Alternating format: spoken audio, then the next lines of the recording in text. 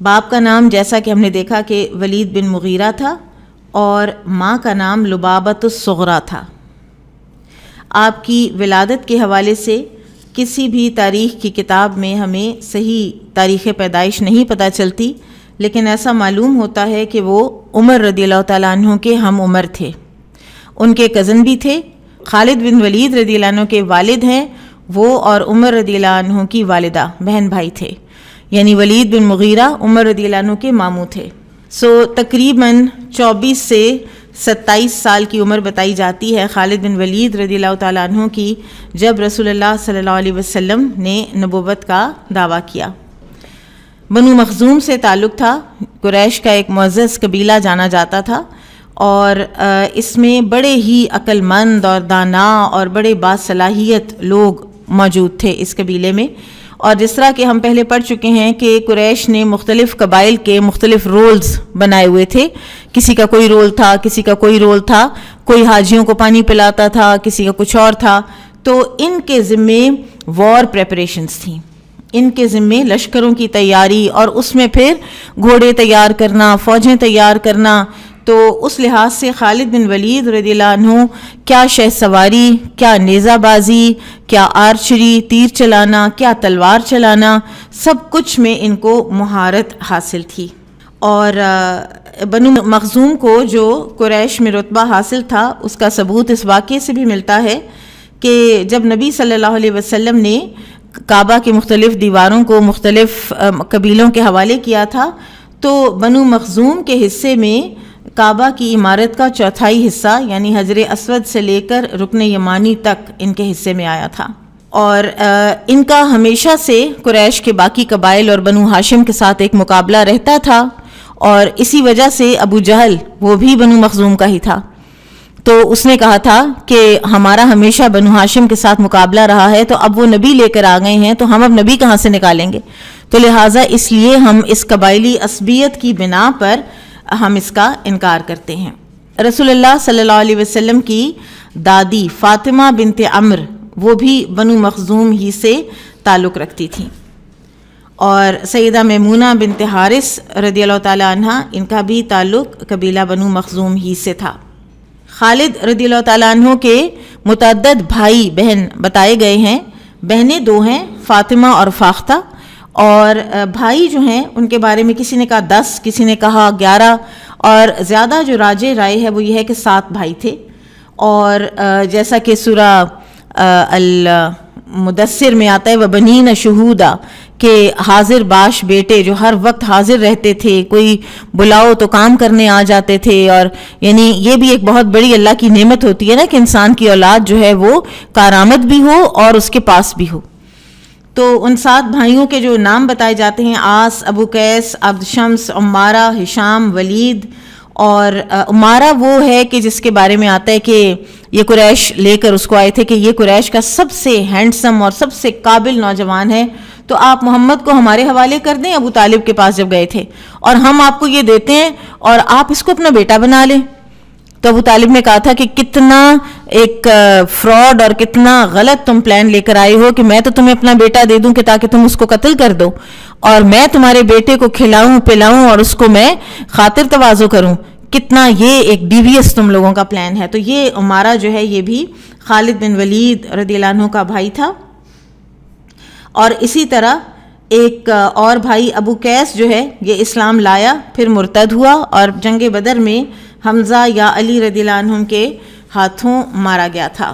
خالد بن ولید رضی اللہ عنہ کے علاوہ اور ان سے پہلے ان کے بھائی ولید بن ولید جو ہیں وہ مسلمان ہو چکے تھے، اور وہ بدر کے قیدیوں میں سے تھے، اور خالد بن ولید اور ان کے ایک اور بھائی جو ہیں وہ ان کو لینے گئے اور چھڑوایا، اور بہت ہیوی رینسم دیا، اپنے باپ کی زرہ دی، اور وہ رینسم دلوا کے تھوڑا آگے یہ قید سے ان کو چھڑوا کے لے جا رہے تھے، ذوالحلیفہ تک جب لے گئے تو ولید جو ہیں وہ بھاگ کے واپس مدینہ آ گئے اور اسلام قبول کر لیا۔ بعد میں کہیں خالد ان کو ملے تو انہوں نے کہا کہ تم پہلے ہی اسلام قبول کر لیتے، خواہ مخواہ باپ کی جو ہے وہ زرہ بھی گنوائی اور رینسم بھی دلوایا۔ تو انہوں نے کہا کہ میں یہ نہیں چاہتا تھا کہ کوئی یہ کہے کہ میں رینسم کی ڈر کی وجہ سے یا اپنے بھائیوں کے پیسے بچانے کی وجہ سے میں مسلمان ہوا ہوں، اور دوسرے میں یہ بھی چاہتا تھا کہ اسلام کو کچھ پیسے ملیں۔ ولید بن مغیرہ جو ہے یہ تقریباً 96 سال کی عمر میں بدر سے پہلے یہ فوت ہو چکا تھا. یہ کسی قبیلے میں گیا اور وہاں اس کو کوئی کانٹا چبھا اور اس سے کوئی انفیکشن اتنی اس کی پھیلی کہ یہ فوت ہو گیا. اور اس نے مرتے وقت اپنے بیٹوں کو وصیت کی تھی کہ اس قبیلے سے میرا لے لینا، میرا خون بہا لے لینا، اور وہ انہوں نے لیا تھا اور انہوں نے دیا. ولید بن ولید جو ہیں ان کی بھی قربانیاں ہیں اسلام کے لیے، اور انہی کا پھر بالآخر خط جو ہے وہ خالد بن ولید رضی اللہ عنہ کے اسلام کا بھی باعث بنا.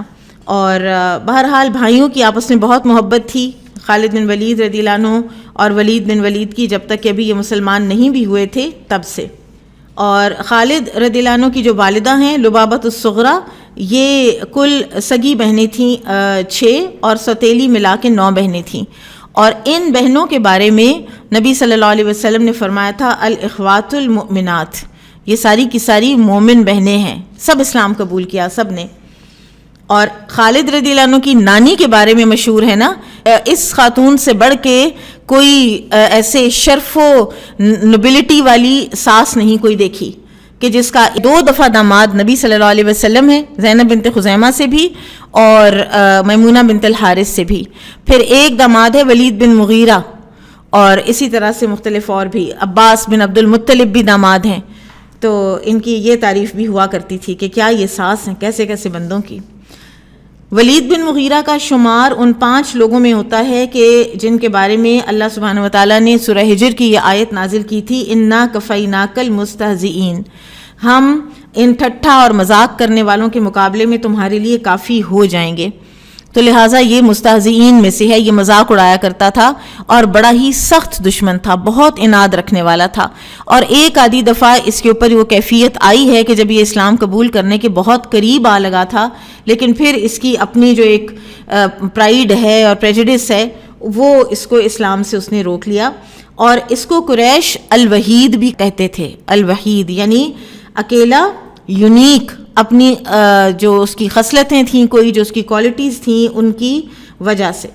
خالد رضی اللہ تعالیٰ عنہ کا قریش میں جو مقام و مرتبہ تھا وہ ان کے اس واریر ہونے کے اور ساری وہ جو تیاریاں ہیں وار کی اس کی وجہ سے تھا. بہرحال بدر کے دن یہ موجود نہیں تھے. جو راجح رائے ہے وہ یہ ہے کہ غزوہ بدر میں خالد رضی اللہ عنہ نہیں تھے، کیونکہ یہ حجاز سے باہر تشریف لے گئے ہوئے تھے. اور کیونکہ بہت ہی ایک امیر کبیر گھرانہ تھا، ولید بن مغیرہ ایک بہت امیر انسان تھا، اور بیٹے جو ہیں وہ ایک بہت ایفلوئنٹ زندگی گزار رہے تھے، پرآسائش زندگی گزار رہے تھے. اور پھر کہیں نہ کہیں 1-2 سفر جو ہیں ان کے روم کے اور اس طرح کے پتہ چلتے ہیں کہ جنہوں نے باپ کے کسی قافلے کے ساتھ کیے ہوں. واللہ عالم اس وقت یہ کیوں نہیں تھے، لیکن کہا جاتا ہے کہ بدر میں یہ شریک نہیں تھے. احد کے حوالے سے آپ سب جانتے ہیں کہ انہی کی جو ایک وار شپ کی اور جو میدان جنگ کا جو ایک پہچان ہے اور جو ایکیومین ہے، اس کی وجہ سے مسلمانوں کی جیتی ہوئی بازی جو ہے وہ پلٹ گئی تھی. اور وہ سارے کا سارا ان کا ایک ٹیکٹک تھا جس کی وجہ سے مسلمانوں کو بہت نقصان ہوا تھا. اور حمزہ رضی اللہ عنہ اور مصعب بن عمیر رضی اللہ عنہ اور کیا کیا صحابی ہیں جو اس وقت پھر شہید ہوئے اور فتح شکست میں تبدیل ہوئی. پھر اس کے بعد غزوہ خندق میں بھی یہ کفار کی طرف سے آئے اور اس وقت بھی بڑے جوش و جذبے کے ساتھ آئے، اور اس میں بھی پھر یہ آگے تھے اور خندق کا ہر وقت یہ دورہ کرتے رہتے تھے کہ کہیں سے مجھے کوئی ایسا لوپ ہول ملے، کہیں سے مجھے کوئی ایسی جگہ مل جائے کہ جہاں سے میں چھلانگ مار کے تو آگے جاؤں، آگے بڑھوں. ان کے بارے میں یہ ہے نا کہ ان سے رہا نہیں جاتا تھا. یہ نہیں ہو سکتا تھا کہ یہ کہیں کہ خندق کھد گئی ہے تو ادھر بیٹھ کے آرام کریں.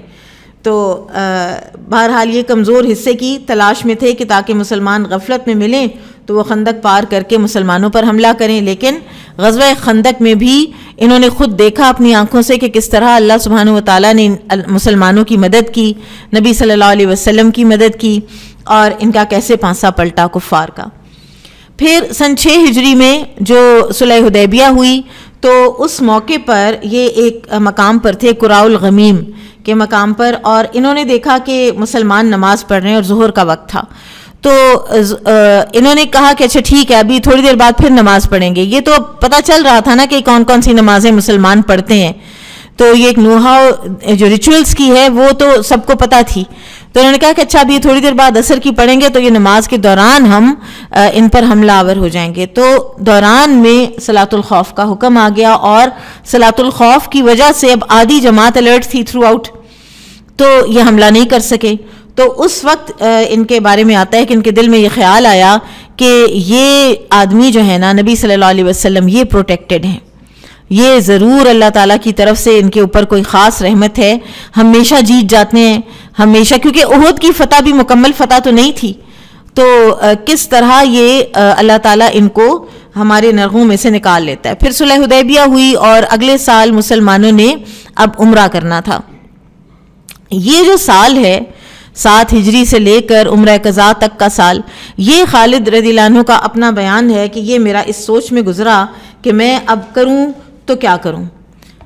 میں سوچتا تھا کہ میں چلا جاتا ہوں, میں روم چلا جاتا ہوں, میں ہرقل کے پاس چلا جاتا ہوں.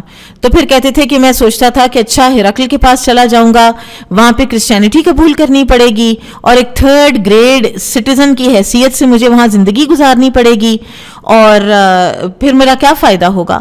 اور اسی شش و پنج میں تھا کہ رسول اللہ صلی اللہ علیہ وسلم عمرۃ القضاء کے لیے تشریف لے آئے, اور ساتھ ان کے بھائی ولید بن ولید بھی تھے. تو انہوں نے خط لکھا, ولید بن ولید نے خالد رضی اللہ عنہ کو ایک خط لکھا, اور اس وقت یہ نکل گئے. یہ ان لوگوں میں تھے, کچھ لوگ تھے کہ جو اپنے گھروں میں بند ہو گئے عمرۃ القضاء کے وقت, جو مسلمانوں کو اب دیکھ نہیں سک رہے تھے کہ یہ عمرہ کر رہے ہیں. کچھ تھے کہ جو دور دور سے دیکھ رہے تھے, اور کچھ تھے کہ جو لٹرلی پہاڑوں میں اور جنگلوں میں نکل گئے تھے. تو یہ جنگلوں کی طرف نکل گئے تھے, اور ساتھ ہی ان کو خط ملا اپنے بھائی کا. تو وہ ان کی اپنی زبان سے یہ ان کا واقعہ آتا ہے. یہ فرماتے ہیں کہ جب اللہ تعالیٰ نے مجھ پر اپنا فضل نازل کرنا چاہا تو اس نے میرے دل میں اسلام کی محبت پیدا کر دی اور مجھے سوچنے سمجھنے کی صلاحیت عطا فرمائی. میں سوچا کرتا تھا کہ میں محمد صلی اللہ علیہ وسلم کے خلاف ہر جنگ میں لڑا, لیکن ہمیشہ ہی ناکامی کا منہ دیکھنا پڑا. ہم اسلام کی شان و شوکت مٹانے میں کامیاب نہ ہو سکے. آہستہ آہستہ میرے دل میں خیال پیدا ہونے لگا کہ میں ایک غلط راستے پر کھڑا ہوں. کوئی غیبی طاقت بزور میرے دل میں محمد صلی اللہ علیہ وسلم کے لیے جگہ پیدا کر رہی تھی. جب محمد صلی اللہ علیہ وسلم عمرۃ القضاء کے لیے مکہ تشریف لائے تو میں مکہ سے نکل گیا, اور جب تک رسول اللہ صلی اللہ علیہ وسلم مکہ میں رہے میں وہاں داخل نہ ہوا. میرے بھائی ولید بن ولید جو مسلمان ہو چکے تھے محمد صلی اللہ علیہ وسلم کے ساتھ تھے. رسول اللہ صلی اللہ علیہ وسلم نے مجھے طلب فرمایا, لیکن میں کہاں تھا. اس پر میرے بھائی نے مجھے خط لکھا. آپ نے پوچھا تھا خالد کہاں ہے, اور خالد کی جو فراست ہے, جو عقل مندی ہے, اس سے مجھے ہوتا ہے کہ وہ اسلام جیسی چیز سے کیسے ابھی تک محروم ہے. تو بھائی کا خط تھا کہ مجھے تعجب ہے کہ تم اسلام سے اس قدر برگشتہ کیوں ہو, حالانکہ جس عقل کے تم مالک ہو وہ کبھی بھی اسلام کے حقیقی نور سے بے بہرہ نہیں رہ سکتی. رسول اللہ صلی اللہ علیہ وسلم نے مجھ سے تمہارے متعلق دریافت فرمایا اور پوچھا کہ خالد کہاں ہے. میں نے رسول اللہ کی خدمت میں عرض کیا, خالد کو اللہ ہی لائے تو لائے.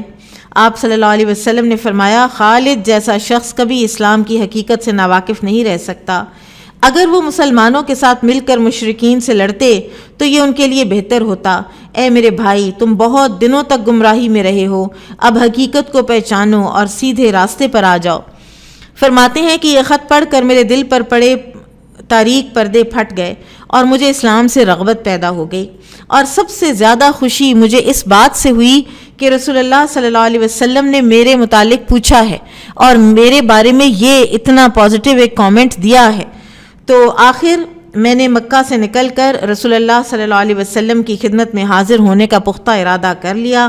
اور انہی دنوں فرماتے ہیں کہ میں نے ایک خواب دیکھا, اور میں نے خواب میں ایک ویران چٹیل اور تنگ جگہ میں دیکھا اپنے آپ کو, لیکن پھر اللہ تعالیٰ نے میری رہنمائی فرمائی اور میں وہاں سے نکل کر ایک فراخ اور سرسبز و شاداب میدان میں آ گیا. یہ خواب تھا جو انہوں نے دیکھا.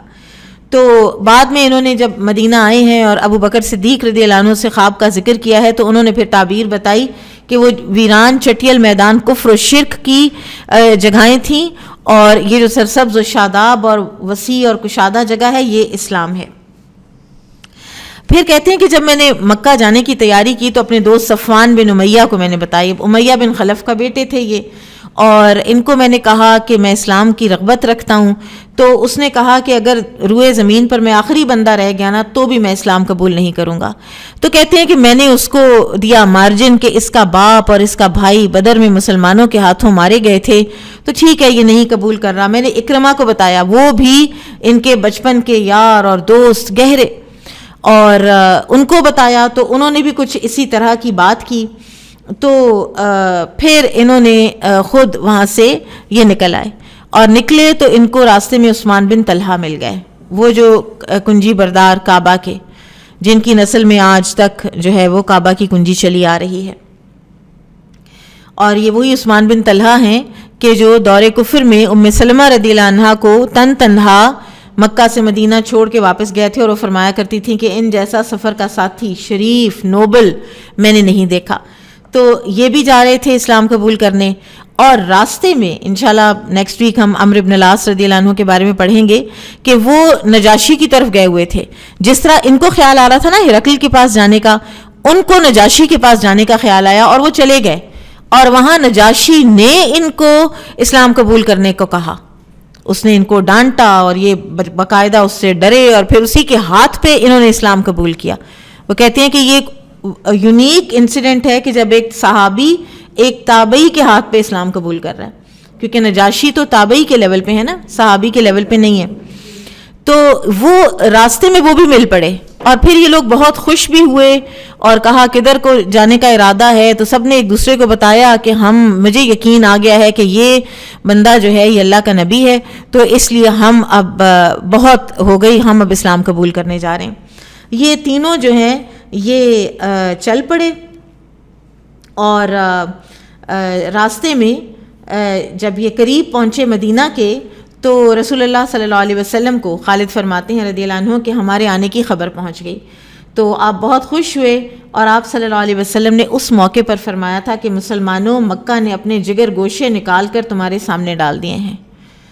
تو کہتے ہیں کہ میں نے نئے کپڑے پہنے اور رسول اللہ صلی اللہ علیہ وسلم کی خدمت میں حاضر ہونے کے لیے چلا، اور راستے میں مجھے میرے بھائی ملے، وہ کہنے لگے، ولید آ گئے نا، ان کو پتہ چلا، وہ راستے میں ایک آگے چل کے جیسے ویلکم کرنے آتے ہیں، اور کہنے لگے کہ جلدی چلو، رسول اللہ صلی اللہ علیہ وسلم تمہارے آنے سے بہت خوش ہیں اور تمہارا انتظار فرما رہے ہیں۔ چنانچہ ہم سب جلدی جلدی رسول اللہ صلی اللہ علیہ وسلم کی خدمت میں حاضر ہوئے۔ جس وقت میں آپ کے سامنے پہنچا تو آپ مسکرا رہے تھے، میں نے قریب جا کر السلام علیکم کہا، تو رسول اللہ صلی اللہ علیہ وسلم نے نہایت خندہ پیشانی سے میرے سلام کا جواب دیا، اور میں نے برملا کہا کہ میں گواہی دیتا ہوں کہ اللہ کے سوا اور کوئی معبود نہیں، اور آپ اللہ کے رسول ہیں۔ تو رسول اللہ صلی اللہ علیہ وسلم نے فرمایا، اللہ کا شکر ہے کہ اس نے تمہیں ہدایت عطا فرمائی، مجھے یہی امید تھی کہ تمہاری عقل بالآخر سیدھے راستے کی طرف ضرور تمہاری رہنمائی کرے گی۔ تو میں نے عرض کیا، یا رسول اللہ صلی اللہ علیہ وسلم، میں آپ کے خلاف کئی جنگوں میں لڑ چکا ہوں۔ اب وہ خیال آ رہے ہیں نا سارے کہ میں نے کیا کیا کیا ہوا ہے، اور خاص طور پر احد یاد تو آیا ہوگا نا، تو آپ صلی اللہ علیہ وسلم اللہ سے میرے اس گناہ کی معافی کے لیے دعا فرمائیں، جہاں جہاں میں پریزنٹ رہا ہوں دین کی، اسلام کی دشمنی میں۔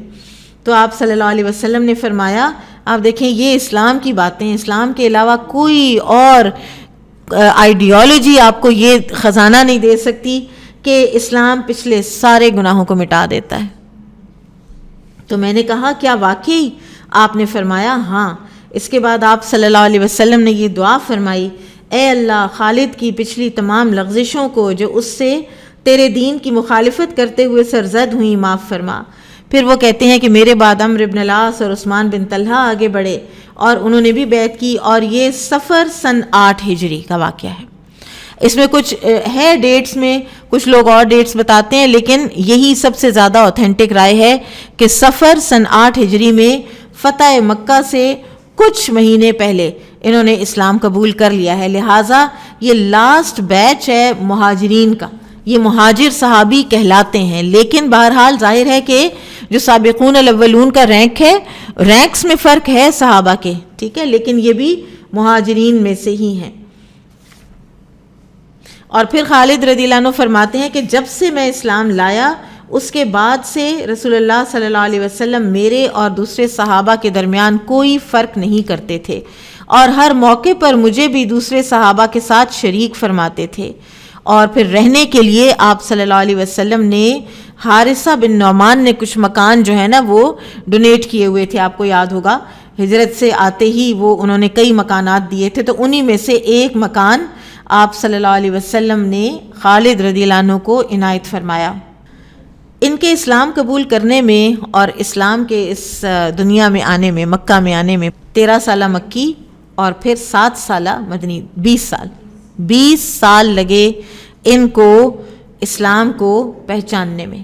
تو ایک مرتبہ عمرو بن العاص رضی اللہ عنہ سے کسی نے پوچھا تھا کہ آپ کا شمار عرب کے عقل مند ترین لوگوں میں ہوتا ہے, آپ لوگوں کو اسلام لانے میں اتنی دیر کیوں ہوئی, آپ کو نہیں سمجھ آئی؟ تو انہوں نے جواب دیا کہ ہم ایسے لوگوں میں یعنی اپنے والدین اور اپنے بزرگوں میں رہتے تھے کہ جن کو ہم پر فوقیت حاصل تھی, اور ان کا کوئی ذہانت اور فطانت میں ان کا ثانی نہیں تھا, اور جب تک وہ ہمارے درمیان رہے ہم ان سے علیحدگی کا سوچ بھی نہیں سکتے تھے. ہم انڈیپینڈنٹ تھاٹ کے ہم تھے ہی نہیں, اہل ہی نہیں تھے, ہماری ضرورت ہی نہیں تھی ان ادر ورڈز. لیکن جب وہ دنیا سے گئے اور جب معاملات ہمارے ہاتھوں میں آئے اور ہمیں غور و فکر اور تدبر کا موقع ملا, تب ہمیں معلوم ہوا کہ حق کس طرف ہے, تو پھر اسلام ہمارے دلوں میں راسخ ہو گیا. اس سے یہ جو اندھی تقلید ہے اس کا پتہ چلتا ہے کہ کتنی نقصان دہ ہو سکتی ہے, اور غور و فکر اور تدبر کتنا ضروری ہے اور کتنا فائدہ مند ہوتا ہے. پھر جو پہلا معرکہ آیا ہے ان کے اسلام لانے کے بعد وہ ہے غزوہ موتا, جمادی الاول سنہ 8 ہجری, اور اس میں جس میں آپ کو یاد ہوگا نبی صلی اللہ علیہ وسلم نے, اس کو جیش الامراء بھی کہا جاتا ہے کیونکہ آپ صلی اللہ علیہ وسلم نے 3 امراء بنائے تھے. سب سے پہلے زید بن حارثہ, وہ شہید ہو جائیں تو جعفر بن ابی طالب, اور وہ شہید ہو جائیں تو عبداللہ بن رواحہ, یہ تینوں شہید ہو گئے.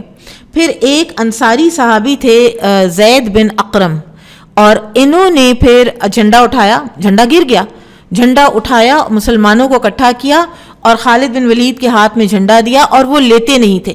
یہ آپ تھرو آؤٹ ان کے ہر کارنامے کے باوجود ساری زندگی آپ یہ دیکھیں گے کہ ان کو سابقون الاولون کا جو مقام ہے اس کا کتنا پاس تھا. تھرو آؤٹ اپنی ایبلٹی کیپیبلٹی ایک جگہ, لیکن وہ جو ایک سابقون الاولون کا رینک ہے نا اس کو یہ پہچانتے تھے, اور ان کے دل میں ہمیشہ یہ بات رہی ہے کہ میں نے دیر کی ہے اور کوئی مجھے ان کے مقام تک چیز پہنچا نہیں سکتی. تو انہوں نے کہا کہ آپ بدر کے شرکاء میں سے ہیں, آپ جو ہیں میرے سے زیادہ اہل ہیں. تو پھر انہوں نے کہا کہ نہیں, اب خالد رضی اللہ عنہ کا کس کو نہیں پتا. تو انہوں نے کہا جو ثابت بن اقرم, تو انہوں نے کہا کہ مسلمانوں کیا تم لوگ اس بات پر متفق ہو کہ خالد جو ہے وہ لیں جھنڈا؟ سب نے بالکل کہا. تو پھر خالد رضی اللہ عنہ امیر بنے, اور آپ سب کو پتہ ہے کہ کس طرح انہوں نے وہ وقتی طور پر اس شکست سے مسلمانوں کو نکالا. ادھر نبی صلی اللہ علیہ وسلم کو اللہ تعالیٰ بذریعہ وہی پوری ڈیٹیل ساتھ بتا رہے تھے کہ اب کیا ہو رہا ہے. تینوں امراء کی شہادت نبی صلی اللہ علیہ وسلم نے یہاں پہ اناؤنس کی ہے, اور عائشہ رضی اللہ عنہ فرماتی ہیں کہ آپ کی دونوں آنکھوں سے آنسو جاری تھے جب آپ یہ بتا رہے تھے کہ زید شہید ہو گئے ہیں, جعفر شہید ہو گئے ہیں, عبداللہ بن رواحہ شہید ہو گئے ہیں. اور اس موقع پر پھر آپ نے فرمایا کہ اب مسلمانوں کا علم سیف من سیوف اللہ کے ہاتھ میں ہے, اللہ کی تلواروں میں سے ایک تلوار کے ہاتھ میں ہے. اور پھر ایک اور موقع پر آپ صلی اللہ علیہ وسلم نے فرمایا کہ خالد سیف اللہ ہیں, وہ اللہ کی تلوار ہیں, صلی اللہ علی المشرکین والمنافقین, کہ جس کو اللہ تعالیٰ نے سونت رکھا ہے, انشید کیا ہوا ہے, یعنی ایسے وہ چلتی ہے دائیں بائیں آگے پیچھے کفار پر اور منافقین پر. بہرحال ان کی جو بھی وار اسٹریٹجی تھی جنگ موتا میں, اس کے بعد مسلمانوں کو, یہ 3000 تھے مسلمان, ان کو نکال کر تو یہ واپس لے آئے. جب یہ لوگ واپس آئے تو اس کے بارے میں خالد رضی اللہ عنہ اپنی اس موتا کی جنگ کے حوالے سے بتاتے ہیں کہ موتا کے دن میرے ہاتھ میں سے 9 تلواریں ٹوٹیں. اب وہ 9 تلواریں کس پہ چلیں؟ رومیوں پر چلی نا, ان کی فوجوں پر چلی, اور ایک تلوار بس یہ جو یمنی تلوار ہے یہ صحیح میرے ہاتھ میں رہ گئی, باقی ورنہ تلواروں کا ٹوٹنا کوئی عام بات نہیں ہے. اور بہت ہی یہ ایک گھمسان کا مارکا تھا. جس میں کہ پھر یہ واپس آئے. اور جب یہ واپس آئے نا تو کچھ لوگوں کو یہ اشکال ہوا کہ یہ تو بھاگ آئے ہیں میدان جنگ سے. تو جب یہ مدینہ کے بارڈرز پر پہنچے تو نبی صلی اللہ علیہ وسلم بھی آگے تشریف لے گئے ہوئے تھے ویلکم کرنے, اور کچھ صحابہ بھی تھے. تو لوگوں نے ایسے کنکر اٹھا کر تو ان لوگوں کو مارنے شروع کر دیے کہ تم لوگ فرار ہو, یعنی تم لوگ میدان جنگ سے فرار ہو کر آ گئے ہو.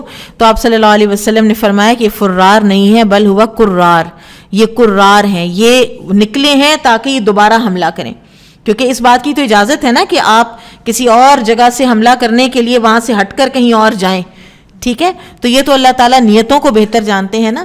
اور خاص طور پر جب اللہ سبحانہ و تعالیٰ نے نبی صلی اللہ علیہ وسلم کی زبان مبارک سے یہ بات کہلوا دی کہ اب جو علم ہے وہ سیف من سیوف اللہ کے ہاتھ میں ہے اور اللہ تعالیٰ ان کے ہاتھوں پر مسلمانوں کو فتح دے گا, تو لہٰذا موتا جو ہے اس کو ہمارے مورخین جو ہیں بعض لوگ اس کو فتح ہی لکھتے ہیں.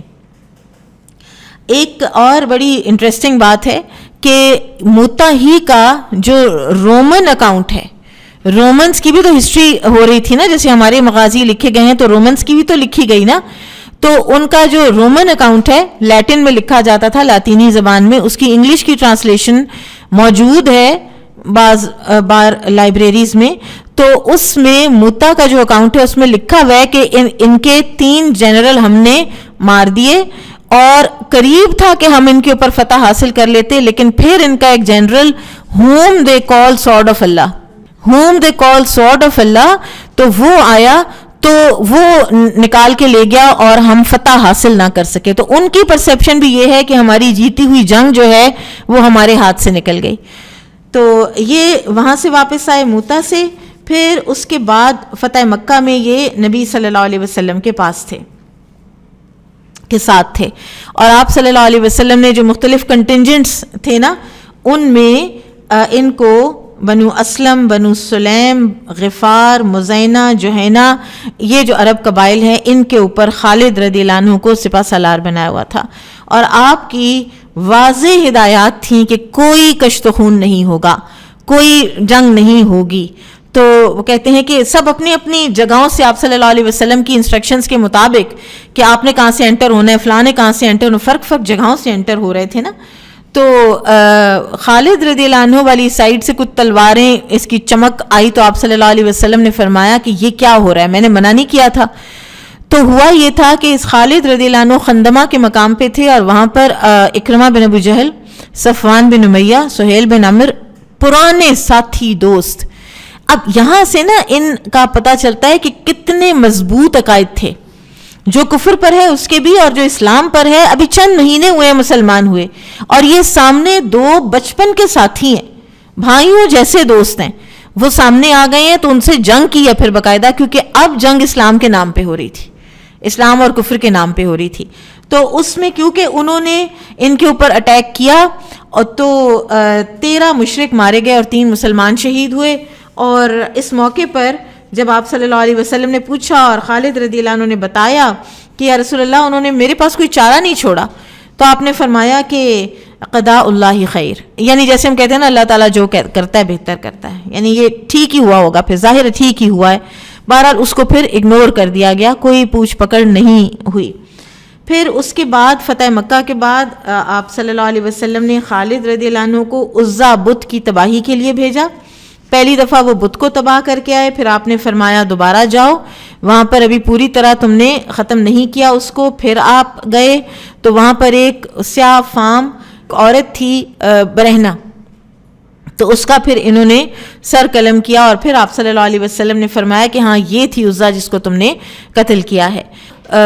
جو لوگ تھے وہ اس عورت سے اور اس کے سارے وہ ایک سیاہ فام اور قد و قامت ہونا اور والی ہونا اس طرح سے نا, تو وہ ان کو او میں لاتا تھا, تو وہ اس کی بھی پوجا کرتے تھے. صرف ایک بت کی پوجا نہیں ہوتی تھی, اس انسان کی ہوا کرتی تھی. بہرحال یہ بھی بخوبی ساری مہم جو ہے وہ کر کے پھر اس کے بعد خالد رضی اللہ عنہ کو رسول اللہ صلی اللہ علیہ وسلم نے بنو جزیمہ کی طرف بھیجا. یہاں پر ان کی زندگی کا ایک یہ جو واقعہ ہے نا, ون آف دا 2 جن کے بارے میں آتا ہے کہ کچھ سمجھ نہیں آتی کہ یہاں پر ان کو شاید کوئی اجتہادی غلطی ہوئی ہے ان سے. تو بنو جزیمہ کے لوگوں کے پاس جب آپ گئے خالد رضی اللہ عنہ, تو وہاں پر انہوں نے جا کے انہیں اسلام کی دعوت دی. اب جو واپسی جو جواب ہوتا ہے نا وہ ہوتا ہے اسلمنا، ہم اسلام لائے. تو ان لوگوں نے کہا سبعنا، اور سبعنا کا ایک مطلب تھا کہ ہم سابعی ہو گئے، اور جس سے یہ بھی مراد لی جا سکتی ہے کہ ہم بے دین ہیں، ہم مسلمان نہیں ہیں. اب یہ سننا تھا کہ خالد رضی اللہ عنہ نے ان کو قتل اور گرفتار کرنا شروع کر دیا، ان کے قیدی بنائے، مسلمانوں میں بانٹے، اور صحابہ کو حکم دیا کہ ان سب کو قتل کیا جائے. اور کچھ جو صحابہ ہیں جیسے ابو قتادہ، یہ لوگ بڑے سخت پریشان ہوئے کہ ان کو یہ تھا کہ یہ مسلمان ہیں. تو نبی صلی اللہ علیہ وسلم کو آ کے خبر دی گئی. پھر آپ صلی اللہ علیہ وسلم نے خالد رضی اللہ عنہ کو بلایا، پھر آپ سے پوچھا.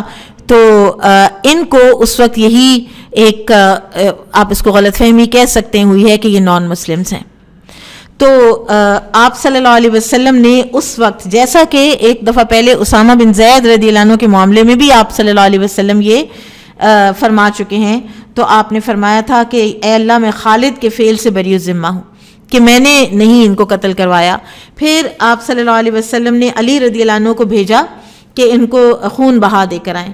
پھر وہ خون بہا دیا گیا، اور حضرت علی نے پھر بہت جنرسلی خون بہا دیا، یہاں تک کہ کہتے ہیں کہ ان کے جانوروں کا بھی دیا، اور کچھ جو پیسے پھر بچ رہے کوئی چیزیں تو وہ بھی انہی کو دے آئے. تو اس میں پھر کچھ تھوڑی سی جو تلخ کلامی ہے وہ خالد رضی اللہ عنہ اور عبد الرحمن بن عوف رضی اللہ عنہ کے درمیان بھی ہوئی. اور اس وقت پھر رسول اللہ صلی اللہ علیہ وسلم نے فرمایا تھا کہ خالد میرے جو صحابہ ہیں ان کو تم کچھ نہ کہو، اس لیے کہ تم لوگ کچھ بھی خرچ کر لو تو ان کے مقام کو تم نہیں پہنچتے، سابقون الاولون کے مقام کو تم نہیں پہنچتے. اور یہی بات سورہ حدید میں بھی اللہ تعالیٰ نے فرمائی ہے. تو یہ اس طرح سے ہوا. بہرحال صحابہ کرام ایسے نہیں تھے کہ وہ اپنی کوئی رنجشیں جو ہیں ان کو پرولونگ کرتے اور ان کو کہاں سے کہاں پہنچاتے. تو پھر اس کے بعد غزوہ حوازن ہوا ہے بنو حوازن کے ساتھ، اور حنین جس کو غزوہ حنین کہتے ہیں عام طور پہ. تو یہ شوال سن 8 ہجری میں فتح مکہ کے بعد، اور اس میں بھی بنو سلیم کی کمان تھی خالد رضی اللہ عنہ کے پاس. خالد رضی اللہ عنہ کو اس جنگ میں بہت سے زخم آئے، یہاں تک کہ یہ اپنی سواری سے اتر گئے یا گر گئے. اور کہا جاتا ہے کہ نبی صلی اللہ علیہ وسلم جنگ کے اختتام پر فرماتے تھے این خالد، خالد کدھر ہیں، خالد کدھر ہیں. اور آپ صلی اللہ علیہ وسلم ان کے پاس پہنچے اور پھر آپ کے زخموں پر اپنا ایسے ہاتھ یا لعاب دہن واللہ عالم وہ لگایا، اور آپ کے زخم درست ہوئے. اور آپ کے ساتھیوں کو آپ کی تیمارداری کے لیے رسول اللہ صلی اللہ علیہ وسلم نے مختلف ہدایات بھی کیں. اسی طرح حوازن کے بعد غزوہ طائف میں بھی وہ آپ کے ساتھ ساتھ تھے. پھر بنو مستلق کا ایک واقعہ ہوا کہ سن 9 ہجری کے شروع میں ولید بن عقبہ بن ابی معیط، اس کو بنو مستلق کے پاس زکوٰۃ لینے کے لیے بھیجا، جو 2 سال پہلے اسلام قبول کر چکے تھے. تو ولید نے غلطی سے ان کو بھی غلطی لگی، اور انہوں نے سمجھا کہ یہ تو ہمارے ساتھ جنگ کرنے آئے ہیں، حالانکہ وہ استقبال کے لیے نکلے تھے. تو یہ وہیں سے واپس آ گئے، اور انہوں نے کہا کہ وہ تو مرتد ہو گئے اور لڑنے کے لیے تیار بیٹھے. تو یہ سن کر رسول اللہ صلی اللہ علیہ وسلم نے خالد رضی اللہ عنہ کو روانہ فرمایا. اب بنو جزیمہ والی بات ہو چکی ہے، حالانکہ پھر بھی آپ صلی اللہ علیہ وسلم کو یہ معلوم ہے، یہ مارجن رکھنا بڑا ضروری ہوتا ہے کہ کون سا انسان اگر ایک غلطی کر بیٹھا ہے تو اس کو دوبارہ چانس بھی دینا ہے، اور کس کے چانسز جو ہیں وہ اب ختم ہو گئے ہیں. یہ ایک جو لیڈر ہے نا، یہ بھی اس کی ایک خوبی ہوتی ہے کہ وہ یہ پہچانے کہ کس جگہ پہ آ کے اس کو کسی کو ایک سائڈ پہ کرنا ہے اور کب بار بار موقع دینا ہے. ابھی کچھ مہینے پہلے بنو جزیمہ ہوا ہے، کچھ مہینے بھی نہیں ہیں، 1 آدھا مہینہ ہے، اور اب آپ صلی اللہ علیہ وسلم نے ادھر بھیجا ہے کہ جا کے ان کو اسلام کا حکم دو، اور اچھی طرح معلوم کر لینا کہ وہ نماز پڑھتے ہیں یا نہیں. اور اگر معلوم کر لو کہ وہ نماز پڑھتے ہیں تو تب ان کو تم نے کچھ نہیں کہنا. تو خالد جب وہاں پہنچے تو ان کو پتہ چل گیا کہ یہ مسلمان ہیں، اور انہوں نے پھر خالد رضی اللہ عنہ کی بڑی خاطر مدارت بھی کی، اور واپس آ کر انہوں نے آپ صلی اللہ علیہ وسلم کو تمام حالات کی اطلاع بھی دی، کوئی کشت و خون نہیں کیا. اور پھر یہ سورہ حجرات کی آیات بھی نازل ہوئی تھیں، یا ایھا الذین آمنوا ان جاءکم فاسق بنبأ فتبینوا. پھر غزوہ تبوک میں آپ کے ساتھ تھے، اور راستے میں آپ صلی اللہ علیہ وسلم نے خالد رضی اللہ عنہ کو دومت الجندل بھیجا تھا، اور یہ سن 9 ہجری میں دومت الجندل ایک جگہ تھی جہاں کا سردار تھا، حاکم تھا عقیدر بن عبد الملک. اس کو آپ صلی اللہ علیہ وسلم نے فرمایا تھا کہ پکڑ کے تم نے لے آنا ہے. قبیلہ کندا کا تھا اور عرب کرسچن تھا. ٹھیک ہے. اب آپ صلی اللہ علیہ وسلم نے فرمایا کہ عقیدر تمہیں گائے کا شکار کرتا ہوا ملے گا. اور ایسا ہی ہوا کہ آؤٹ آف دا بلو ایک گائے اس کے قلعے کے، کیونکہ قلعے میں پہنچنا خالد رضی اللہ عنہ کے بس کی بات نہیں تھی، وہ بہت اونچائی کے اوپر تھا اور تھوڑے سے لوگ تھے ان کے ساتھ، خالد رضی اللہ عنہ کے ساتھ. وہ خود نیچے اتر آیا گائے کا شکار کرنے کے لیے کہ یہ اس وقت ایک اکیلی گائے جو ہے یہ سامنے آ گئی ہے تو اس کو تو شکار کرنا بنتا ہے. وہ اپنے بھائی سمیت نکلا، بھائی اس کا قتل ہو گیا عقیدر کو پکڑ کے.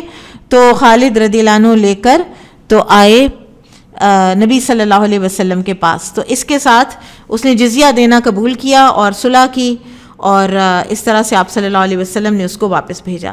پھر نجران کی طرف بھیجا خالد رضی اللہ عنہ کو جمادی الثانی سن 10 ہجری میں، اور وہاں پر بھی لوگوں کو اسلام کی طرف دعوت دلوانے کے لیے بھیجا، اور خالد رضی اللہ عنہ نے ان کو اسلام کی دعوت دی. وہ لوگ مسلمان ہوئے، اور پھر خالد رضی اللہ عنہ ان کا ایک وفد لے کر آئے. بالکل یہ نبی صلی اللہ علیہ وسلم سے اب کے انتقال سے کچھ مہینے پہلے کی بات ہے. پھر رسول اللہ صلی اللہ علیہ وسلم کا وصال ہوا اور عہد صدیقی شروع ہوا.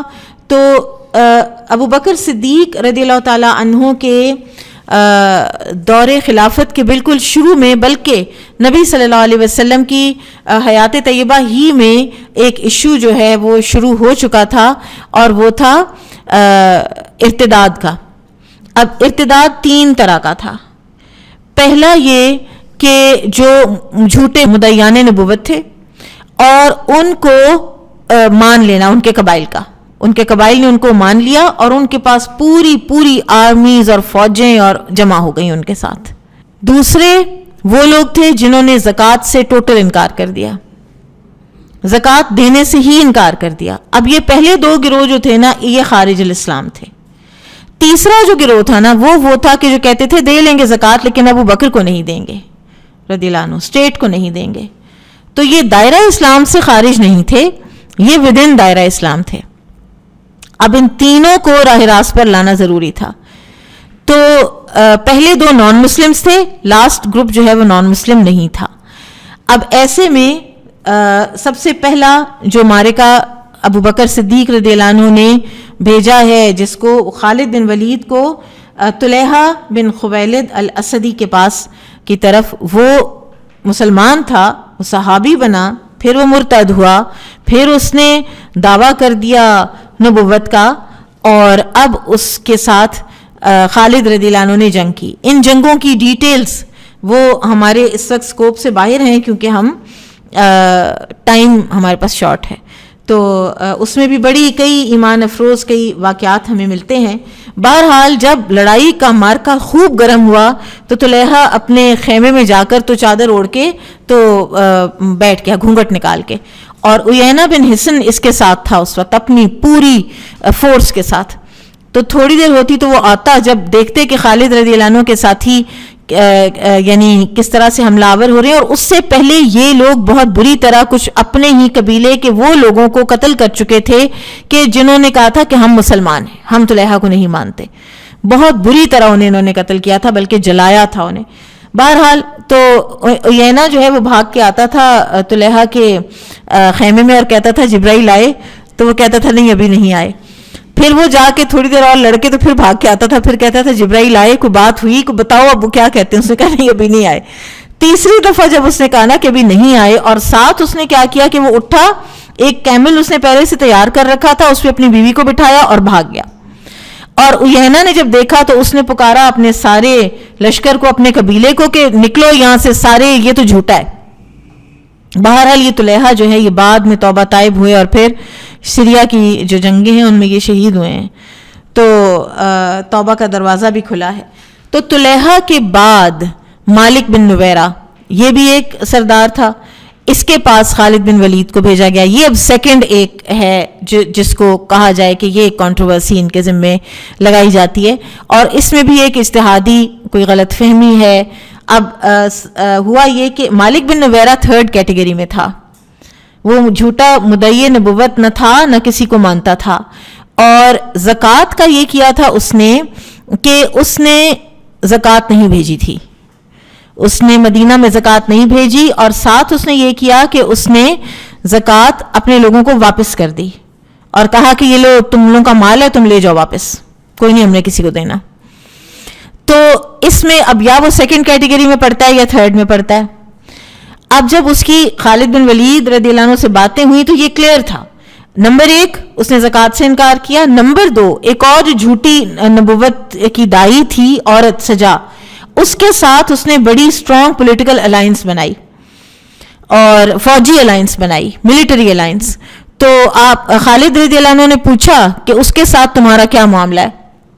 تو کہنے لگا وہ تم لوگوں کے اگینسٹ نہیں ہے، وہ ہم دونوں کا ایک کامن انیمی ہے، وہ اس کے اگینسٹ ہم نے ایک ملٹری الائنس بنائی ہے، تم لوگوں کا اس کے ساتھ کوئی تعلق نہیں ہے. مالک بن نویرہ کا یہ جواب تھا. اور تیسرے اس نے یہ کہا کہ تمہارے نبی نے یہ کہا، یا تمہارے نبی یا تمہارے صاحب. تو خالد رضی اللہ عنہ نے کہا کہ اچھا میرے ہیں تمہارے نہیں ہیں. تو یہ چیزیں تھیں کہ جس میں ان کو یہی سمجھ آئی کہ یہ مسلمان نہیں ہے.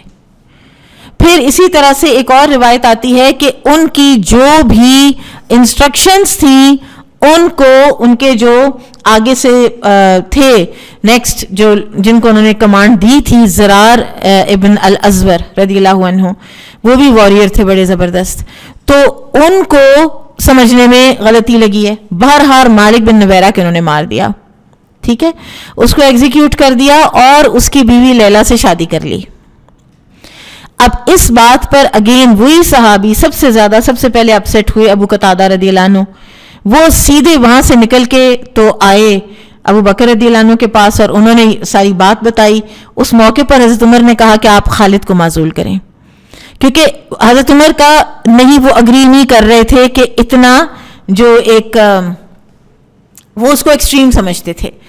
تو ابو بکر رضی اللہ عنہ نے خالد رضی اللہ عنہ کو بلایا اور ان سے ساری جو بات ہے وہ پوچھی اور پھر ان کو پارڈن کیا، کیونکہ ان کو یہی سمجھ آئی کہ یہ ان سے غلطی ہوئی ہے، ٹھیک ہے اگین. اور دوسرے جہاں تک لیلا وہ جو ہے اس سے شادی کا معاملہ ہے، تو عدت نہ گزارنے کا سوال تب پیدا ہوتا تھا کہ اگر وہ اس کو مسلمان سمجھتے، وہ تو اس کو مسلمان ہی نہیں سمجھتے تھے.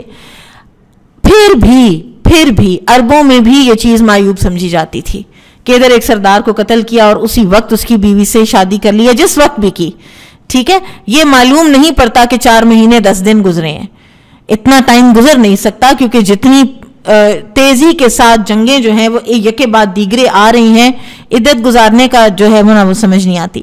بہرحال انہوں نے ان کو مسلمان سمجھا ہی نہیں.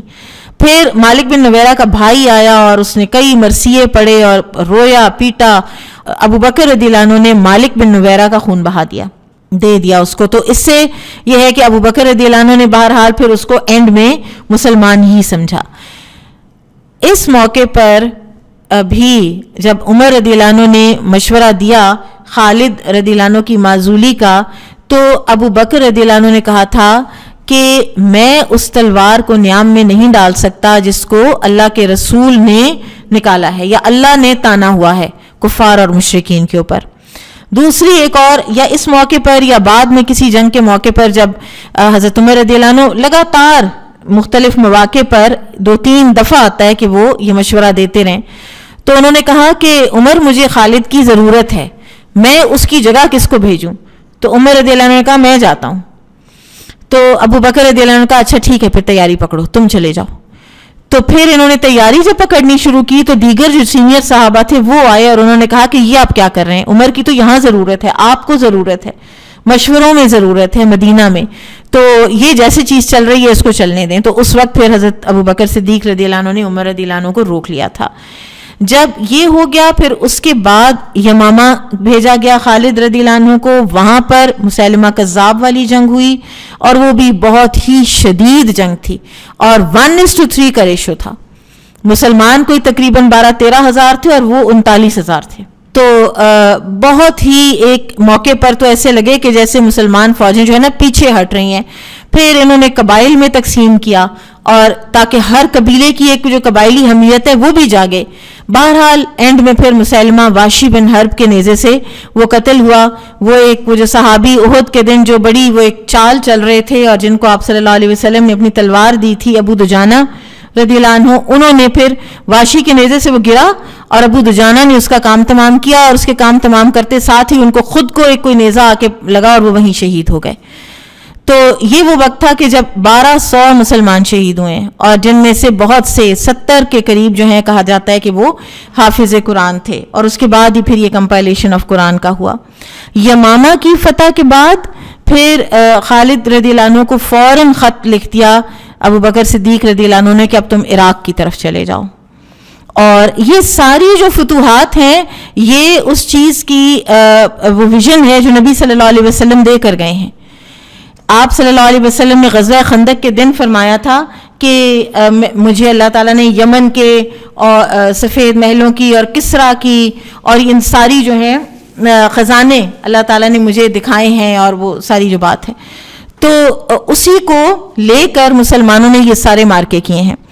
عراق تشریف لے گئے اور وہاں پر تقریباً ان کے پاس مور اور لیس 10,000 کی ان کے ساتھ فورس تھی. لگاتار کئی مارکے ہوئے ہیں، یہاں سے لے کر یرموک تک تقریباً کوئی 100 کے قریب مارکے خالد رضی اللہ عنہ نے لڑے ہیں. اور ان کا طریقہ یہ تھا کہ جب جنگ ہوتی تھی تو بہت ہی شدید ہوتی تھی، اور اس میں پھر ایسا وار ٹیکٹک یہ استعمال کرتے تھے کہ جو الہامی ہی ہو سکتا ہے. اور مثلاً ایک مارکے میں مسلمان جو ہیں وہ لڑ کے اور شام ہو گئی اور وہ کہیں کہ کوئی نتیجہ نکل ہی نہیں رہا، اور جب وہ خالد رضی اللہ عنہ کو دیکھتے تھے تو وہ اندر جا کے گھس کے دشمنوں کے اندر تو وہ لڑ رہے ہوتے تھے، تو مسلمانوں کو بھی ہمت آ جاتی تھی. اور پھر کہتے ہیں کہ وہ آج تک نہیں پتا کہ وہ کیا سگنل تھا جو انہوں نے کہا ہوا تھا. وہ سگنل جب انہوں نے دیا تو انہوں نے پہلے سے ہی 4,000 لوگ جو ہیں 1,000 کا کنٹینجنٹ بنا کے انہوں نے کہیں پیچھے پلیس کر دیے ہوئے تھے. کہاں تھے جو دشمن کو بھی پتہ نہیں چلا، رومنز کو بھی پتہ نہیں چلا. اور وہ کیا سگنل تھا، انہوں نے کہاں سے دیکھا، کیسے ہوا، بہرحال 4 جو ہیں دستے 1,000 کے وہ ایک دم جب پیچھے سے آئے تو وہ ایک دم اس کا پانسا پلٹا. پھر اسی طرح ایک موقع پر ان کو ہوا کہ ہمارے پاس کم ہے، کمک کم ہے، ہم لوگ منگوائیں. تو مدینہ سے لوگ منگوائے تو ابو بکر رضی اللہ عنہ نے ایک بندہ بھیجا، قعقاع بن عمرو التمیمی. تو لوگوں نے کہا کہ اتنی بڑی فورس کے اگینسٹ آپ ایک بندہ بھیج رہے ہیں. تو انہوں نے کہا کہ یہ 1,000 کے اوپر حاوی ہے. تو اس میں ایک تو یہ کہ کوالٹی صحابی کی، اور دوسرے یہ کہ ایکیومن کہ کرنا کیا ہے، وقت پر ڈیسیجن کیسے لینا ہے. تو ہوا یہ کہ خالد رضی اللہ عنہ کا ایک ہرمز ایک جو مارکا ہے اس کے اندر ہرمز ان کا سردار تھا، اور اس کے ساتھ ان کا 1 on 1 ہو رہا تھا. اور اس میں ایتھیکل جو ہوتا ہے نا وہ یہ ہوتا ہے کہ آپ بالکل ٹریچری نہیں کرتے اور آپ بالکل اپنے ارد گرد کے کوئی فوجی نہیں بلاتے. تو اس نے اپنے فوجی چھپا کے رکھے ہوئے تھے، اور جب اس نے دیکھا ہرمز نے کہ میں نہیں حاوی ہو رہا تو اس نے اشارہ کیا تو وہ سارے آ گئے، انہوں نے خالد رضی اللہ عنہ کو گھیرے میں لے لیا. تو اس وقت یہ جو ہیں قعقاع بن عمرو التمیمی وہ آئے اور ایک دم، اور ان کو نظر آ گیا کہ یہ ہوا ہے یہاں پر اب. تو انہوں نے آ کر تو ان سب کو کہیں مارا اور ہرمز کو خالد بن ولید رضی اللہ عنہ نے قتل کیا. اور پھر ہوتا یہ تھا کہ جو مفتوحہ علاقے تھے ان کے ساتھ انتہا کی شفقت اور مہربانی کا رویہ رکھا کرتے تھے. وہاں کے جو دہقان اور کسان تھے ان کو ایک واجبی جو خراج جزیہ جو ہے وہ ان کے اوپر لگاتے تھے، اور پھر وہ اتنی خوش اخلاقی ہوتی تھی اور اتنا اچھا تعلق ہوتا تھا کہ وہ لوگ ان کے لیے جاسوسی کرنے لگ جاتے تھے. کیونکہ ویسے وہ ایک بادشاہت تھی ایران کی، وہ تو بہت ایک ظالمانہ تھی نا، تو اس سے تو وہ تنگ تھے. پھر وہ لوگ پورا ایک نیٹ ورک خالد رضی اللہ عنہ کا بن گیا ان کچھ عرصے کے اندر، کہ جس میں وہ آ کے ان کو پوری وہ ٹرینز بتاتے تھے، روٹس بتاتے تھے. بہرحال ہیرا جب فتح ہوا یہ ایک بہت بڑی ایک اکمپلشمنٹ تھی. تو اس کے بعد ابو بکر صدیق رضی اللہ عنہ کا خط آیا کہ اب آپ سیریا چلے جائیں، وہاں ابو عبیدہ کو آپ کی ضرورت ہے. اور جب آپ وہاں چلے جائیں گے ابو عبیدہ بن جراح کے پاس ساری فورسز جب آپ کی اور ان کی مل جائیں گی تو آپ کمانڈر ہوں گے، ٹھیک ہے، اور جلدی پہنچو، اس کو ضرورت ہے.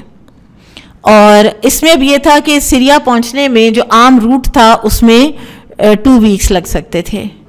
تو انہوں نے کہا کہ مجھے کوئی روٹ بتاؤ جو جلدی پہنچائے. تو ایک ان کا اپنا کہتے ہیں وہ ان کا اپنا سن ان لا تھا, وہ جو ہے نوجوان, وہ آیا اور اس نے کہا کہ ایک مجھے پتا ہے روٹ, اگر آپ کہتے ہیں تو میں بتاتا ہوں. تو اس نے روٹ بتایا. 5 دن کا راستہ تھا, ٹوٹلی واٹر لیس, کوئی پانی نہیں وہاں پہ, اور سارے کا سارا سفر صحرا کا. تو خالد نے کہا رضی اللہ عنہ نے کہ بس اب پھر ہم یہی لیں گے راستہ. تو اس نے وارن کیا, اس نے کہا کہ وہاں تو اکیلا سوار بھی مشکل سے پہنچتا ہے, تو آپ اتنا ہزاروں کا لشکر لے کے جا رہے ہیں, وہاں خطرہ ہے کہ سب کے سب ختم ہو جائیں گے. انہوں نے کہا نہیں, ہم اسی سے جائیں گے. پھر انہوں نے اپنے جتنے بھی اسباب وہ اختیار کر سکتے تھے, اونٹوں کو خوب پیاسا رکھا پہلے, پھر ان کو خوب پانی پلایا, پھر ان کے ہونٹ سی دیے کہ تاکہ وہ جگالی نہ کر سکیں, اور پھر پانی جتنا اپنے پاس رکھ سکتے تھے رکھا. تو پہلے 3 دن تو ایسے گزر گئے. آخری 2 دن ڈیزرٹ کا مارچ, اور ایک قطرہ پانی کا نہیں. پھر بالآخر جو ہے نا, وہ جو رافع نام تھا ان کا جو گائیڈ تھے, تو وہ کہتے ہیں بالکل وہ نا اس وقت ان کی نظر ختم ہو گئی, اس قدر وہ یعنی ایک ٹائرسم اور وہ چیز تھی. تو پھر انہوں نے کہا کہ وہاں فلاں جگہ پہ دیکھو, وہاں 2 جھاڑیاں ہیں, وہاں پہ ایک انسانی شکل کی جھاڑی نظر آئے گی, اور 2 ہلز ہیں, اور ان کے نیچے کھودو تو پانی کا چشمہ نکلے گا. پہلے تو مسلمان گئے, انہوں نے کہا ہمیں تو ایسا کچھ نظر نہیں آیا. پھر تھوڑا اور ڈھونڈنے کے بعد نظر آیا, اس کو کھودا, اس میں سے پانی نکل آیا, اور خود بھی پیا, اور وہ سپرنگ تھا پورا. اور پھر بعد میں انہوں نے آ کے خالد رضی اللہ عنہ کو بتایا کہ میں 30 سال پہلے ایز اے ینگ بوائے اپنے باپ کے ساتھ ایک مرتبہ صرف اس روٹ سے گزرا ہوں. تو بہرحال یہ ایک سرپرائز تھا ان لوگوں کے لیے, رومنز کے لیے, کہ 5 دن کے اندر اندر مسلمانوں کو اتنی بڑی ایک کمک کیسے پہنچ گئی. پھر دمشق کا محاصرہ ہوا, اور پھر دمشق کے محاصرے میں بڑے اس طرح کے ہیں واقعات کہ مثلاً کئی دن جب محاصرہ چلا تو ایک پھر انہوں نے رسیوں کی سیڑھیاں بنائیں اور وہ لگا کے, اور پھر دمشق کے ایک دروازے سے چڑھ کے اندر چھلانگ مار کے دروازے کو کھول کے تو اپنی فوج کو اندر لے گئے. اب وہاں پر اندر جو تھا نا بندہ, وہ ہرقل کا داماد تھا, اور جو وہاں پہ کمانڈ کر رہا تھا وہ, اور وہاں پہ پریسٹ اور سارے لوگ جو تھے, انہوں نے دیکھا کہ یہ تو ادھر سے یہ لوگ آ گئے ہیں خالد رضی اللہ عنہ, تو یہ تو ختم کر دیں گے ہمیں. اور اس وقت وہاں پر نا کوئی سیلیبریشن چل رہی تھی, اور سب انٹاکسیکیٹڈ تھے ان کے جو فوجی بھی تھے. تو انہوں نے یہ کیا کہ ایک اور other side of the city جو دروازہ تھا جہاں پر ابو عبیدہ بن جراح کیمپ کیے ہوئے تھے, یہ بھاگے ادھر اور دروازہ کھول دیا, اور ابو عبیدہ بن جراح کو کہا کہ ہم سرنڈر کر رہے ہیں, ہم صلح کر رہے ہیں. کیونکہ جو مفتوحہ علاقہ ہوتا ہے اس کے رولز اور ہوتے ہیں, اس کی مال غنیمت لوٹے جاتے ہیں, قیدی بنائے جاتے ہیں, اور جو علاقہ صلح سے ہاتھ آتا ہے اس کے بالکل اور ہوتے ہیں. وہ تو سارا کچھ ان کا اپنا رہتا ہے, وہ بس جزیہ دیتے ہیں, بات ختم ہو جاتی ہے. اب ادھر سے ابو عبیدہ صلح کر کے آگے آ رہے تھے, ادھر سے خالد بن ولید فتح کرتے کرتے آ رہے تھے, اور سینٹر اور سٹی میں ان دونوں کی ملاقات ہوئی. بہرحال پھر جب بات چیت ہوئی, سمجھ آئی, سب کچھ ہوا, تو خالد رضی اللہ عنہ مان گئے اور صلح پر ہی مان گئے. تو اس وقت صلح کا جو نامہ ہے وہ بھی خالد رضی اللہ عنہ نے ہی سائن کیا. لیکن یہ کہا جاتا ہے کہ ابو عبیدہ بن جراح کو اس سے پہلے خالد رضی اللہ عنہ کی معزولی کا آرڈر آ چکا ہوا تھا تقریباً. اب واللہ عالم, یہ جو کرونالوجی ہے نا, اس میں تھوڑا یہ ہو ہی نہیں سکتا کہ آپ کو ہر چیز ٹو دا پوائنٹ پتا چلے.